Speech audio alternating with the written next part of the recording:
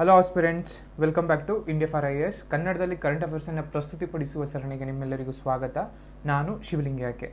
ನಾವು ಇವತ್ತು ಡಿಸ್ಕಸ್ ಮಾಡೋದಕ್ಕೆ ಅಂತ ತಗೊಂಡಿರೋ ಟಾಪಿಕ್ ಬಂದು ಗಗನಯಾನ್ ಮಿಷನ್ಸ್. ನಮಗೆಲ್ಲ ಗೊತ್ತಿರೋ ಹಾಗೆಯೇ ಬಾಹ್ಯಾಕಾಶಕ್ಕೆ ಮಾನವರನ್ನು ಕಳಿಸುವಂತಹ ಯೋಜನೆ ಆಗಿರುವಂತಹ ಒಂದು ಮಹತ್ವಾಕಾಂಕ್ಷೆಯ ಯೋಜನೆಯಾಗಿರುವ ಈ ಗಗನಯಾನ್ ಮಿಷನ್ ಏನಕ್ಕೆ ನ್ಯೂಸಲ್ಲಿತ್ತು, ಅದರ ಆಳ ಅಗಲವೇನು, ಯಾವಾಗ ಶುರುವಾಯಿತು, ಯಾವಾಗ ಲಾಂಚ್ ಮಾಡ್ತಿದ್ವಿ, ಯಾರ್ಯಾರು ಇರ್ತಾರೆ, ಈ ಗಗನಯಾನಿಂದ ಈ ಮಿಷನ್ನಿಂದ ನಮಗೆಲ್ಲ ಭಾರತಕ್ಕೆ, ಅದರಲ್ಲೂ ಭಾರತಕ್ಕೆ ಯಾವ್ಯಾವ ರೀತಿಯ ಒಂದು ಉಪಯೋಗಗಳಿವೆ, ಈ ರೀತಿಯಾಗಿ ಆ್ಯಂಡ್ ಎಕ್ಸಾಮ್ ಪರ್ಸ್ಪೆಕ್ಟಿವಿಂದ ನಾವು ಇದನ್ನು ಹೇಗೆ ಅನಲೈಸ್ ಮಾಡ್ಕೋಬೇಕು, ಹೇಗೆ ಅರ್ಥ ಮಾಡ್ಕೋಬೇಕು, ಹೇಗೆ ಓದಬೇಕು ಅನ್ನೋದ್ರ ಬಗ್ಗೆ ನಿಮಗೆ ಈ ವಿಡಿಯೋದಲ್ಲಿ ತಿಳಿಸಿಕೊಡುವಂಥ ಒಂದು ಸಣ್ಣ ಪ್ರಯತ್ನವನ್ನು ನಾನು ಮಾಡ್ತಾ ಇದ್ದೇನೆ.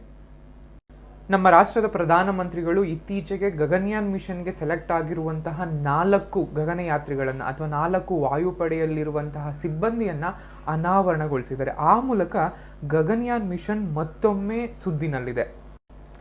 ಏನಿದು ಗಗನಯಾನ್ ಮಿಷನ್ ಅನ್ನೋದು ನೋಡೋದಾದರೆ, ಇಸ್ರೋ ಏನು ಭಾರತೀಯ ಬಾಹ್ಯಾಕಾಶ ಸಂಸ್ಥೆ ಅಂತ ಏನು ಕರಿತೀವಿ, ಈ ಇಸ್ರೋನ ಒಂದು ಮಹತ್ವಾಕಾಂಕ್ಷೆಯ ಬಾಹ್ಯಾಕಾಶಕ್ಕೆ ಮಾನವನನ್ನು ಕಳಿಸುವಂತಹ ಒಂದು ಗಗನಯಾನ್ ಮಿಷನ್ ಆಗಿದೆ. ಈ ಗಗನಯಾನ್ ಮಿಷನ್ ಅನ್ನು 2025ಕ್ಕೆ ಉಡಾವಣೆ ಮಾಡಲು ಉದ್ದೇಶಿಸಲಾಗಿದೆ. ಈ ಉಡಾವಣೆ ಅಥವಾ ಈ ಗಗನಯಾನ್ ಮಿಷನ್ನ ಒಂದು ಉದ್ದೇಶ ಏನು ಅನ್ನೋದಾದರೆ, ಭೂ ಕೆಳ ಕಕ್ಷೆ ಅಂತ ಏನು ಕರಿತೀವಿ, ಅಂದರೆ ಏನು ಲೋ ಅರ್ತ್ ಆರ್ಬಿಟ್ ಅಂತ ಏನು ಕರಿತೀವಿ, ಈ ಕಕ್ಷೆಗೆ ಮಾನವರನ್ನು ಕಳುಹಿಸಿ ಅವರನ್ನು ಸುರಕ್ಷಿತವಾಗಿ ಭಾರತಕ್ಕೆ ಭೂಮಿಗೆ ವಾಪಸ್ ಕರೆತರುವ ಒಂದು ಮಹತ್ವಾಕಾಂಕ್ಷೆ ಮಿಷನ್ನೇ ಈ ಗಗನಯಾನ್ ಮಿಷನ್. ನಿಮಗೆಲ್ಲ ಗೊತ್ತಿರೋ ಹಾಗೇನೆ ಇತ್ತೀಚೆಗೆ ಇಸ್ರೋ ತುಂಬಾ ಸಾಧನೆಗಳನ್ನ ಕೈಗೊಳ್ತಾ ಇದೆ, ಸಾಧನೆಗಳನ್ನ ತುಂಬಾ ಮಾಡ್ತಾ ಇದೆ. ಅದರಲ್ಲಿ ಸೂರ್ಯೋದಯನ ಆಗಿರ್ಬೋದು, ಅಥವಾ ಚಂದ್ರನ ಮೇಲಿಗೆ ರಾಕೆಟನ್ನು ಇಳಿಸಿದಾಗಿರ್ಬೋದು, ಅಥವಾ ಅತಿ ಹೆಚ್ಚು ಸ್ಯಾಟಲೈಟ್ಗಳನ್ನ ಬಾಹ್ಯಾಕಾಶಕ್ಕೆ ಉಡಾವಣೆ ಮಾಡ್ತಾ ಇರ್ಬೋದಾಗಿರ್ಬೋದು. ಇವೆಲ್ಲದರ ಜೊತೆಗೆ ಇದೀಗ ಮಾನವನನ್ನ ಬಾಹ್ಯಾಕಾಶಕ್ಕೆ ಕಳುಹಿಸುವ ಮೂಲಕ ತನ್ನ ಒಂದು ಅಗ್ರಸ್ಥಾನವನ್ನು, ಅಂದರೆ ತನ್ನ ಅಂತಾರಾಷ್ಟ್ರೀಯ ಮಟ್ಟದಲ್ಲಿ ಅಥವಾ ಈ ಬಾಹ್ಯಾಕಾಶದ ಒಂದು ಅಂತಾರಾಷ್ಟ್ರೀಯ ಸಮುದಾಯದಲ್ಲಿ ತನ್ನ ಸ್ಥಾನವನ್ನು ಗಟ್ಟಿಗೊಳಿಸಿಕೊಳ್ಳುವಂತಹ ಒಂದು ಪ್ರಯತ್ನವನ್ನು ಮಾಡ್ತಾ ಇದೆ. ಈ ಮಿಷನ್, ಈ ಗಗನಯಾನ ಮಿಷನ್ ಒಂದು ಪ್ರಮುಖ ಉದ್ದೇಶ ಮಾನವರನ್ನು ಬಾಹ್ಯಾಕಾಶಕ್ಕೆ ಕಳುಹಿಸಿ ಅವರನ್ನು ಸುರಕ್ಷಿತವಾಗಿ ಭೂಮಿಗೆ ಕರೆತರುವುದು ಇದು ಒಂದು. ಇದ್ರ ಜೊತೆಗೆ ಭಾರತವು ಕೂಡ ಬಾಹ್ಯಾಕಾಶದಲ್ಲಿ ಮಾನವನನ್ನು ಹಾರಾಟ ಮಾಡೋದಕ್ಕೆ ಅಥವಾ ಮಾನವನನ್ನು ಕಳಿಸೋದಕ್ಕೆ ಸಾಮರ್ಥ್ಯವನ್ನ ಇದೆ. ಆ ಸಾಮರ್ಥ್ಯವನ್ನ ಭಾರತ ಕೂಡ ಹೊಂದಿದೆ ಅಂತ ಪ್ರದರ್ಶಿಸುವುದು ಕೂಡ ಈ ಮಿಷನ್ನ ಒಂದು ಉದ್ದೇಶವಾಗಿದೆ. ಅದರ ಜೊತೆಗೆ ರಾಷ್ಟ್ರೀಯ ಮತ್ತು ಅಂತಾರಾಷ್ಟ್ರೀಯ ಸಹಯೋಗಕ್ಕಾಗಿ ಒಂದು ಫ್ರೇಮ್ ವರ್ಕ್ ಅಂತ ಕರಿತೀವಿ, ಅಥವಾ ಒಂದು ಚೌಕಟ್ಟನ್ನು ಸ್ಥಾಪಿಸುವಂತಹ ಗುರಿಯನ್ನ ಈ ಮಿಷನ್ ಹೊಂದಿದೆ ಅಂತ ಇಸ್ರೋ ತನ್ನ ಹೇಳಿಕೆಯಲ್ಲಿ ಉಲ್ಲೇಖಿಸಿದೆ. ಇನ್ನು ಈ ಗಗನಯಾನ್ ಮಿಷನ್ಯ ಕಾರ್ಯಾಚರಣೆಯ ಅವಧಿಯನ್ನು ನೋಡೋದಾದ್ರೆ, ಇದು ಆರಂಭದಲ್ಲಿ 5 ರಿಂದ 7 ದಿನಗಳ ಮಿಷನ್ನ ಗುರಿಯನ್ನು ಹೊಂದಿತ್ತು. ಆದರೆ ಪ್ರಸ್ತುತ ಆ ಯೋಜನೆಯನ್ನ ಇದೀಗ 400 ಕಿಲೋಮೀಟರ್ ಕಕ್ಷೆಯಲ್ಲಿ 3 ದಿನಗಳ ಮಟ್ಟಿಗೆ ಬಾಹ್ಯಾಕಾಶದಲ್ಲಿ ಈ ಯಾನಿಗಳನ್ನ, ಈ ಗಗನಯಾನಿಗಳಂತ ಕರಿತೀವಿ, ಅವರನ್ನ ಅಲ್ಲಿ ಇರಿಸುವ ಮೂಲಕ ಮತ್ತು ಅವರನ್ನು ವಾಪಸ್ ಭೂಮಿಗೆ ತರುವ ಮೂಲಕ ಕೇವಲ 3 ದಿನದ ಕಾರ್ಯಾಚರಣೆಗೆ ಇದನ್ನು ಸೀಮಿತಗೊಳಿಸಲಾಗಿದೆ. ಇದಕ್ಕೆ ಈ ಮಿಷನ್ಗೆ ಬಳಸ್ತಾ ಇರುವಂತಹ ರಾಕೆಟ್ ಅಥವಾ ಉಡಾವಣಾ ವಾಹನ ಯಾವುದು ಅನ್ನೋದಾದ್ರೆ ನೋಡೋದಾದ್ರೆ ನಾವು ಅದು GSLV Mach 3 ಅಂತ ಕರಿತೀವಿ. ಈ ಉಡಾವಣಾ ವಾಹನವನ್ನ ಈ ಗಗನಯಾನ್ ಮಿಷನ್ ಅಲ್ಲಿ ಬಳಸಲಾಗ್ತಾ ಇದೆ. ಇದನ್ನ ಇವನ್ ಬಾಹುಬಲಿ ರಾಕೆಟ್ ಅಂತಾನೂ ಕೂಡ ಕರಿತೀವಿ, ಯಾಕಂದ್ರೆ ಇದರ ಯಶಸ್ಸು ತುಂಬಾನೇ ಹೈಯೆಸ್ಟ್ ಇದೆ. ಇದನ್ನ ಬಾಹುಬಲಿ ರಾಕೆಟ್ ಅಂತಾನೂ ಕೂಡ ಕರಿತೀವಿ, ಅಥವಾ GSLV Mach 3 ಅನ್ನುವಂತಹ ಒಂದು ಉಡಾವಣಾ ವಾಹನವನ್ನ ನಾವು ಬಳಸ್ಕೊತಾ ಇದೀವಿ. ಇನ್ನು ಸಾಧನೆ ವೈಸ್ ನೋಡೋದಾದ್ರೆ, ಇಲ್ಲಿವರೆಗೂ ಕೇವಲ 3 ರಾಷ್ಟ್ರಗಳು ಮಾತ್ರ ಬಾಹ್ಯಾಕಾಶಕ್ಕೆ ಮಾನವನನ್ನ ಕಳಿಸಿಕೊಟ್ಟಿವೆ. ಅದರಲ್ಲಿ ಯಾವ್ಯಾವ ಅಂತ ನೋಡೋದಾದ್ರೆ, ಒಂದು ಸೋವಿಯತ್ ಯೂನಿಯನ್, ಅದಾದ್ಮೇಲೆ USA ಅಥವಾ ಅಮೆರಿಕ ಅಂತ ಏನು ಕರಿತೀವಿ, ಆ ನಂತರದಲ್ಲಿ ಚೀನಾ. ಈ 3 ರಾಷ್ಟ್ರಗಳು ಮಾತ್ರ ಸುರಕ್ಷಿತವಾಗಿ ಮಾನವನನ್ನ ಬಾಹ್ಯಾಕಾಶಕ್ಕೆ ಕಳುಹಿಸಿ ನಂತರದಲ್ಲಿ ಸುರಕ್ಷಿತವಾಗಿ ಭೂಮಿಗೆ ವಾಪಸ್ ಕರೆತಂದಿವೆ. ಈ ಸಾಲಿಗೆ 4ನೇ ರಾಷ್ಟ್ರವಾಗಿ ಭಾರತ ಸೇರಲ್ವಾ ಅನ್ನೋದು ಕೆಲವೇ ತಿಂಗಳುಗಳಲ್ಲಿ, ಅಂದ್ರೆ ಇನ್ನೇನು 2025ಗೆ ಕೆಲವೇ ತಿಂಗಳುಗಳು ಬಾಕಿ ಇದೆ. ಈ ಕೆಲವೇ ತಿಂಗಳುಗಳಲ್ಲಿ ನಾವು ಕೂಡ ಆ ಪಟ್ಟಿಗೆ ಸೇರುವಂತಹ ಎಲ್ಲ ಅವಕಾಶ ನಮಗೆ ಒದಗಿ ಬಂದಿದೆ. ಇನ್ನು ಈ ರಾಕೆಟ್ನ GSLV Mach 3 ಏನು ಬಳಸ್ಕೋತಾ ಇದೀವಿ, ಈ ರಾಕೆಟ್ನ ಒಂದು ಮಾಡೆಲ್ ನೋಡೋದಾದ್ರೆ ಇದರಲ್ಲಿ ಮುಖ್ಯವಾಗಿ 2 ಅಂಶಗಳು ಕಂಡು ಬರುತ್ತದೆ. ಒಂದು ಸಿಬ್ಬಂದಿ ಕ್ರೂ ಅಂತ ಕರಿತೀವಿ, ಕ್ರೂ ಮಾಡ್ಯೂಲ್ ಅಂತ ಕರಿತೀವಿ. ಇನ್ನೊಂದು ಸರ್ವಿಸ್ ಮಾಡ್ಯೂಲ್ ಅಂತ ಕರಿತೀವಿ. ಈ ಕ್ರೂ ಮಾಡ್ಯೂಲ್ನಲ್ಲಿ ಯೂಶಲಿ ನೀವು ಯಾತ್ರಿಗಳನ್ನ ಕರ್ಕೊಂಡು ಹೋಗುವಂಥ ಇದಕ್ಕೆ ಸರ್ವಿಸ್ ಆಗಿ, ಇದಕ್ಕೆ ಸಪೋರ್ಟ್ ಆಗಿ ನಿಲ್ಲುವಂಥದ್ದು ಈ ಸರ್ವಿಸ್ ಮಾಡೆಲ್. ಈ ಸಿಬ್ಬಂದಿ ಮಾಡ್ಯೂಲ್ ಮತ್ತು ಸರ್ವಿಸ್ ಮಾಡ್ಯೂಲ್ಗಳು ಇವೆರಡೂ ಒಟ್ಟಾಗಿ ಕಕ್ಷೆಯ ಒಂದು ಮಾಡ್ಯೂಲ್ ಅನ್ನು ರೂಪಿಸ್ತವೆ. ಸಿಬ್ಬಂದಿ ಮಾಡ್ಯೂಲ್ ಬಂದು ಆ ಬಾಹ್ಯಾಕಾಶದಲ್ಲಿ ಅವರಿಗೆ ಇರೋದಕ್ಕೆ ಒಂದು ಏನು ನೇಚರ್ ಅಂತ ಕರಿತೀವಿ, ಅಥವಾ ಎನ್ವೈರನ್ಮೆಂಟ್ ಅಂತ ಕರಿತೀವಿ, ಅಥವಾ ವಾಸಯೋಗ್ಯವಾದಂತಹ ಒಂದು ಸ್ಥಳವನ್ನು ರೂಪಿಸ್ಕೊಡುತ್ತೆ. ಆ ಟಚ್ ಝೋನ್ ಆದ ತಕ್ಷಣ ಇಳಿಯುವ ಸಮಯದಲ್ಲಿ ಸಿಬ್ಬಂದಿಯ ಒಂದು ಸುರಕ್ಷತೆಯನ್ನು ಖಚಿತಪಡಿಸಿಕೊಳ್ಳುತ್ತೆ. ಅದ್ರ ಜೊತೆಗೆ ಪ್ರವೇಶ ಅಥವಾ ಮರು ಎಂಟ್ರಿ ಅಂತ ಏನು ಕರಿತೀವಿ, ಇದಕ್ಕೆ ಕೂಡ ವಿನ್ಯಾಸವನ್ನು ಮಾಡಲಾಗಿದೆ. ಸೊ ಇದ್ರ ಜೊತೆಗೆ ಇನ್ನೊಂದು ಸರ್ವಿಸ್ ಮಾಡ್ಯೂಲ್ ಅಂತ ಕರಿತೀವಿ. ಈ ಏನು ಸಿಬ್ಬಂದಿ ಮಾಡ್ಯೂಲ್ಗೆ ಬೆಂಬಲವನ್ನು ಒದಗಿಸ್ಕೋಸ್ಕರ ಈ ಸಿಬ್ಬಂದಿ ಮಾಡ್ಯೂಲ್ ಅಥವಾ ಈ ಏನು ಸರ್ವಿಸ್ ಮಾಡ್ಯೂಲನ್ನು ಬಳಸ್ಕೊಳ್ಳಾಗುತ್ತೆ. ಸೊ ಒಟ್ಟಾಗಿ ಈ ಎರಡರಲ್ಲಿ ಎರಡು ಥರ ಇರುತ್ತೆ. ಒಂದು ಕ್ರೂ ಮಾಡ್ಯೂಲ್ ಅಂತ ಕರಿತೀವಿ, ಇನ್ನೊಂದು ಸರ್ವಿಸ್ ಮಾಡ್ಯೂಲ್. ಸೊ ಇತ್ತೀಚೆಗೆ ನಮ್ಮ ಪ್ರಧಾನಮಂತ್ರಿಗಳು ಹೆಸರುಗಳನ್ನು, ಈ ಗಗನಯಾತ್ರಿ ಹೆಸರುಗಳನ್ನು ಅನಾವರಣಗೊಳಿಸಿದಾರಲ್ಲ, ಅದು ಯಾವ್ದಾರು ಅಂತ ನೋಡಿದ್ರೆ ನಾವು ಒಟ್ಟು 4 ಜನರ ಹೆಸರನ್ನು ಅನಾವರಣಗೊಳಿಸಿದಾರಾಗಿದ್ದಾರೆ. ಅದರಲ್ಲಿ first group captain Prashanth Balakrishnan Nair, second one group captain Ajit Krishnan, third one group captain Angad Pratap, the fourth one wing commander Shubhanshu Shukla. ಒಟ್ಟಾರೆ ಈ 4 ಜನರನ್ನ ಆಯ್ಕೆ ಮಾಡಲಾಗಿದೆ. ಸೊ ಜನರಲ್ಲಿ ಅಂತಿಮವಾಗಿ ಗಗನಯಾತ್ರೆಗೆ ಅಥವಾ ಈ ಗಗನಯಾನ್ ಯಾತ್ರೆಗೆ ಹೋಗೋದು ಕೇವಲ 3 ಜನ. ಸೊ ಈ ಗಗನಯಾತ್ರಿಗಳ ಆಯ್ಕೆಯನ್ನು IAFನ ಇನ್ಸ್ಟಿಟ್ಯೂಟ್ ಆಫ್ ಏರೋಸ್ಪೇಸ್ ಮೆಡಿಸಿನ್ನಲ್ಲಿ ಆಯ್ಕೆ ಮಾಡಲಾಗಿದೆ. ಸೊ ಅಲ್ಲಿ ಅವರನ್ನು ಒಂದಷ್ಟು ಟೆಸ್ಟ್ಗಳಿಗೆ ಒಳಪಡಿಸಿ ಆ ನಂತರದಲ್ಲಿ ಈ 4 ಜನರನ್ನ ಆಯ್ಕೆ ಮಾಡಲಾಗಿದೆ. ಸೊ ಈ 4 ಜನರಿಗೆ, ಸೊ ಇವರೆಲ್ಲ ಏನು ಈ 4 ಜನರಿದ್ದಾರೆ, ಇವರೆಲ್ಲರೂ ಭಾರತೀಯ ವಾಯುಪಡೆಯಲ್ಲಿ ಪೈಲಟ್ಗಳಾಗಿ ಅಥವಾ ಪರೀಕ್ಷಾ ಪೈಲಟ್ಗಳಾಗಿ ಕೆಲಸ ಮಾಡಿದಂತಹ ಒಂದು ಅನುಭವವನ್ನು, ವ್ಯಾಪಕವಾದಂತಹ ಒಂದು ಅನುಭವವನ್ನು ಹೊಂದಿದ್ದಾರೆ.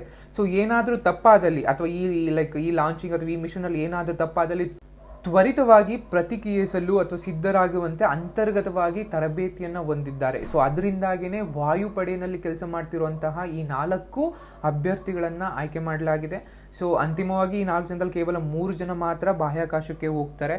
ಇನ್ನು ಮಿಕ್ಕಿದಂತಹ ಈ 4 ಗಗನಯಾತ್ರಿಗಳಿಗೆ ಬೆಂಗಳೂರಿನಲ್ಲಿರುವಂತಹ ಬಾಹ್ಯಾಕಾಶ ಸಂಸ್ಥೆಯ ಗಗನಯಾತ್ರಿಗಳ ಒಂದು ತರಬೇತಿ ಕೇಂದ್ರ ಏನಿದೆ ಅಲ್ಲಿ ಅವರಿಗೆ ತರಬೇತಿಯನ್ನು ನೀಡಲಾಗ್ತಾ ಇದೆ. ಅದ್ರ ಜೊತೆಗೆ ಈ 4 ಗಗನಯಾತ್ರಿಗಳಿಗೆ ರಷ್ಯಾದ ಯೂರಿ ಗ್ಯಾಗ್ರಿನ್ ಕಾಸ್ಮೋನಾಟ್ ತರಬೇತಿ ಕೇಂದ್ರ ಏನಿದೆ, ಸೊ ಅಲ್ಲಿ ಫೆಬ್ರವರಿ 2020ರಿಂದ ಮಾರ್ಚ್ 2021ರವರೆಗೆ ತರಬೇತಿಯನ್ನು ಪಡೆಯಲಾಗಿದೆ. ಆ ನಂತರದಲ್ಲಿ ಕೊನೆಗೆ ಅಂದರೆ 2024ರ ಕೊನೆಯಲ್ಲಿ ಅಮೆರಿಕದ ಬಾಹ್ಯಾಕಾಶ ಸಂಸ್ಥೆಯಾದಂತಹ ನಾಸಾದಲ್ಲಿ ಕೂಡ ಇವರಿಗೆ ಟ್ರೈನ್ ಮಾಡಲಾಗ್ತಾ ಇದೆ. ಸೊ ಆ ನಂತರದಲ್ಲಿ ಇವರು ಇಸ್ರೋನ ಗಗನಯಾನ್ ಮಿಷನ್ ಮೂಲಕ ಅಂದರೆ ಈ ರಾಕೆಟ್ನಲ್ಲಿ ಇವರು ಲಾಂಚ್ ಮಾಡಲಾಗುತ್ತೆ. ಸೊ ಈ ಗಗನಯಾನ್ ಮಿಷನ್ ಇಂದ ಏನೆಲ್ಲ ನಮಗೆ ಮಹತ್ವ ಅಥವಾ ಸಿಗ್ನಿಫಿಕೆನ್ಸ್ ಅಥವಾ ಇಂಪಾರ್ಟೆನ್ಸ್ ಅಂತ ನೋಡೋದಾದ್ರೆ, ಇದು ನಮಗೆ ಭವಿಷ್ಯದ ಪರಿಶೋಧನೆಗಳಿಗೆ ಅಥವಾ ಭವಿಷ್ಯದ ಒಂದು ಎಕ್ಸ್ಪಿಡಿಷನ್ ಏನು ಮುಂದೆ ಮಾಡ್ಬೋದು ಅಂತ ಇದಕ್ಕೆ ನಮಗೊಂದು ಇದು ಮೈಲಿಗಲ್ಲಾಗಿ ನಿಲ್ಲುತ್ತೆ. ಇದೊಂದು ನಮಗೆ ಯಾವಾಗ್ಲೂ ಇನ್ಸ್ಪಿರೇಷನ್ ಆಗುತ್ತೆ. ಅಂದರೆ ಸೌರವ್ಯೂಹ ಆಗಿರ್ಬೋದು ಅಥವಾ ಅದರಾಚೆಗೆ ಬಿಹೈಂಡ್ ದ ಸೌರವ್ಯೂಹ ಆಗಿರ್ಬೋದು ಅನ್ವೇಷಿಸಲು ಒಂದು ನಿರಂತರವಾದಂತಹ ಒಂದು ನಮಗೆ ಪ್ರಗತಿಯನ್ನು ಸಾಧಿಸೋದಕ್ಕೆ ಒಂದು ನಿರಂತರವಾದಂತಹ ಮೋಟಿವೇಶನ್ ಅಂಶ ಆಗಿರುತ್ತೆ. ಮತ್ತು ಇದಕ್ಕೆ ಬಳಸುವಂಥ ತಂತ್ರಜ್ಞಾನ ಆಗಿರ್ಬೋದು, ಅಂದರೆ ಬಾಹ್ಯಾಕಾಶವನ್ನು ಪರಿಶೋಧನೆ ಮಾಡೋದಕ್ಕೆ ಅಥವಾ ಸ್ಯಾಂಪಲ್ ರಿಟರ್ನ್ ಮಿಷನ್ಗಳು ಅಥವಾ ವೈಜ್ಞಾನಿಕ ಅನ್ವೇಷಣೆಗಳು ಅಂತ ಏನಂತ ಕರಿತೀವಿ, ಇದರಲ್ಲೆಲ್ಲವೂ ಕೂಡ ಒಂದು ಸುಧಾರಿತ ಒಂದು ತಂತ್ರಜ್ಞಾನ ಸಾಮರ್ಥ್ಯವನ್ನು ವ್ಯಕ್ತಪಡಿಸೋದಕ್ಕೆ ಈ ಮಿಷನ್ ತುಂಬಾನೇ ಪ್ರಾಮುಖ್ಯತೆವಾಗಿದೆ. ಮತ್ತೊಂದು ಅಂಶ ಅಂದರೆ ಭವಿಷ್ಯದ ಸಾಮರ್ಥ್ಯ ಅಂತ ಕರಿತೀವಿ. ಅಂದರೆ ಜಾಗತಿಕವಾಗಿ ಬಾಹ್ಯಾಕಾಶ ನಿಲ್ದಾಣ ಅಭಿವೃದ್ಧಿನಲ್ಲಿ ಒಂದು ಸಕ್ರಿಯವಾಗಿ ಸಹಕರಿಸಲು ಮತ್ತು ಒಂದು ರಾಷ್ಟ್ರದ ಆಸಕ್ತಿಯ ವೈಜ್ಞಾನಿಕ ಪ್ರಯೋಗವನ್ನು ಕೈಗೊಳ್ಳಲು ಈ ಒಂದು ಏನು ತತ್ವ ಈ ಮಿಷನ್ ಇದೆ ತುಂಬಾನೇ ನಮಗೆ ಮಹತ್ವದ್ದಾಗಿರುತ್ತೆ. ಇನ್ನು ಪ್ರತ್ಯಕ್ಷವಾಗಿರ್ಬೋದು ಅಥವಾ ಪರೋಕ್ಷವಾಗಿರ್ಬೋದು ಈ ಮಿಷನ್ನ ಮೂಲಕ ಸಾವಿರಾರು ಜನಕ್ಕೆ ಒಂದು ಉದ್ಯೋಗ ಅವಕಾಶವನ್ನು ಕೊಡಲಾಗುತ್ತೆ. ಸೊ ಇನ್ನೊಂದು ವೈಜ್ಞಾನಿಕ ಮನೋಭಾವನ ಬೆಳೆಸ್ಕೊಳ್ಳುವಂಥದ್ದು, ನಾವು ಚಂದ್ರನಡಿಗೆ ಒಂದು ರಾಕೆಟ್ ಕಳಿಸೋದಾಗಿರ್ಬೋದು ಅಥವಾ ಚಂದ್ರನಡಿಗೆ ಮಾನವನನ್ನು ಕಳಿಸೋದಾಗಿರ್ಬೋದು ಅಥವಾ ಬಾಹ್ಯಾಕಾಶಕ್ಕೆ ಒಂದು ಮಾನವರನ್ನು ಕಳಿಸೋದಾಗಿರ್ಬೋದು, ಇವೆಲ್ಲದರ ಮೂಲಕ ಒಂದು ವೈಜ್ಞಾನಿಕವಾದಂತಹ ಮನೋಭಾವವನ್ನು ಯುವ ಜನತೆಯಲ್ಲಿ ಬೆಳೆಸುವಂತಹ ಒಂದು ಕಾರ್ಯ ಈ ಮಿಷನ್ ಮೂಲಕ ಆಗುತ್ತೆ. ಅಂದರೆ 100 ಜನರಿಗೆ ಬಾಹ್ಯಾಕಾಶಕ್ಕೆ ಹೋಗಬೇಕು, ಅದು 1000 ಜನ ಮಕ್ಕಳಿಗೆ ತಾವು ಕೂಡ ಬಾಹ್ಯಾಕಾಶಕ್ಕೆ ಹೋಗಬೇಕು, ಆ ಮೂಲಕ ಒಂದು ಮಹತ್ತರ ಸಾಧನೆಯನ್ನು ಕೈಗೊಳ್ಳಬೇಕು ಅನ್ನುವಂತಹ ಒಂದು ಮನೋಭಾವವನ್ನು ಅವರಲ್ಲಿ ಬೀರುವುದಾಗಿರುತ್ತೆ.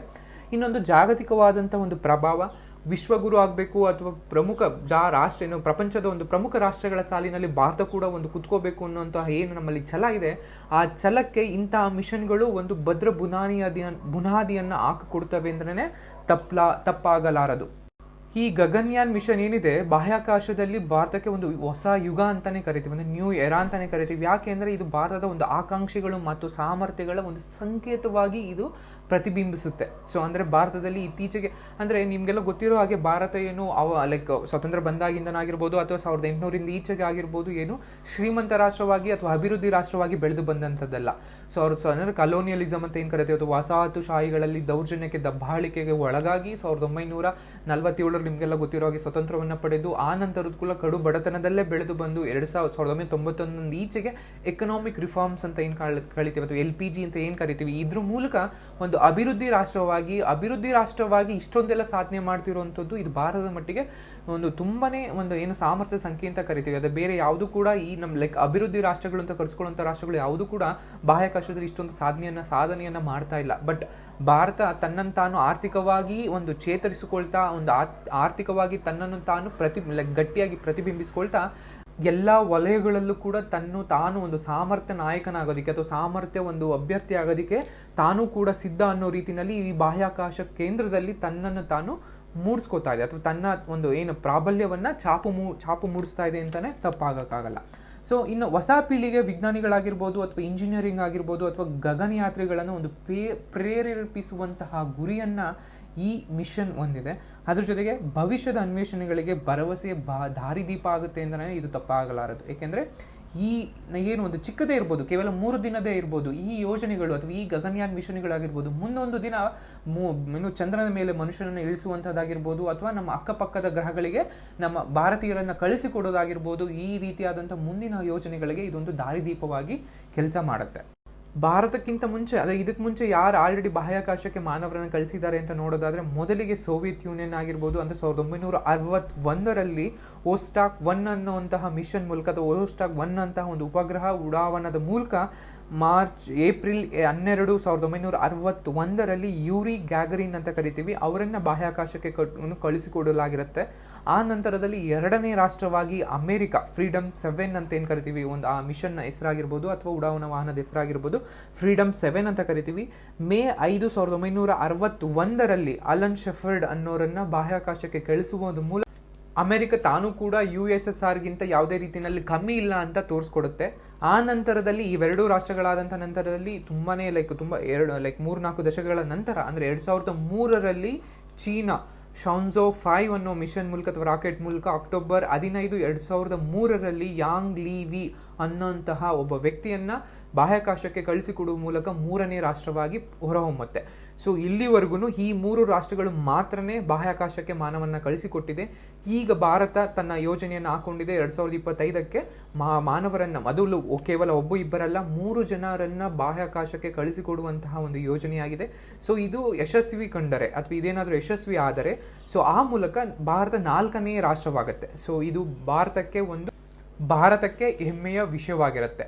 ಸೊ ಇದರ ಜೊತೆಗೆ ಬೇರೆ ಎಷ್ಟೊಂದು ದೇಶಗಳು ಕೂಡ ಬಾಹ್ಯಾಕಾಶಕ್ಕೆ ಕಳಿಸಿಕೊಡುವಂತಹ ಒಂದು ಯೋಜನೆಗಳನ್ನ ಹಾಕೊಂಡಿರ್ತವೆ.